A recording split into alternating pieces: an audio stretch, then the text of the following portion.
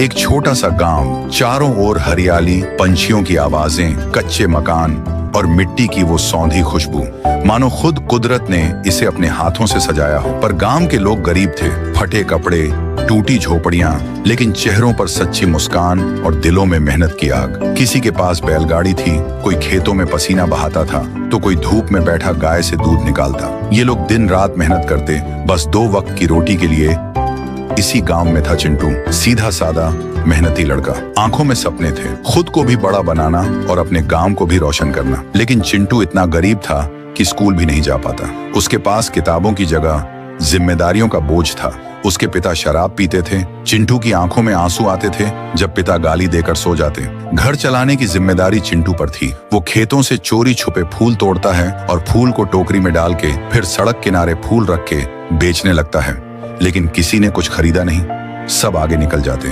चिंटू थक कर बैठ गया, आंखों में आंसू, दिल में हार। वो उदास मन से गांव के कच्चे रास्ते से घर लौट रहा था कि तभी सामने से एक बूढ़ी औरत गिरती हुई दिखी, जो कि बेवश गिर गई थी। चिंटू फौरन बूढ़ी औरत के पास गया और उसको पानी पिला के मदद की।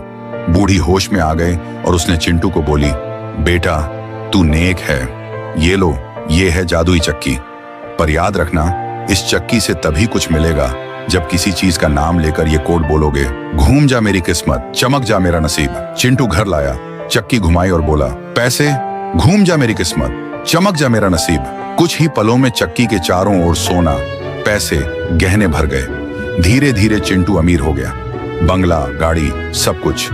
लेकिन दिल वैसा ही रहा। उसने गांव को भी बदला, स्कूल बनवाया, सबकी मदद की। पर एक आदमी उसकी तरक्की से जल गया। एक रात वो चिंटू के बंगले में घुस के चोरी से वो चक्की उठाकर अपने घर पर लाता है। अगली सुबह उसने बोला, दौलत से भी बड़ा कुछ दो, और कोड बोला, घूम जा मेरी किस्मत, चमक जा मेरा नसीब। लेकिन चक्की से निकल पड़े हजारों जहरीले कीड़े। वो आदमी तड़पता रहा और वहीं उसकी मौत हो गई। तात्पर्य, नेक कामों का फल कभी खाली नहीं जाता और लालच का अंजाम हमेशा बुरा होता है।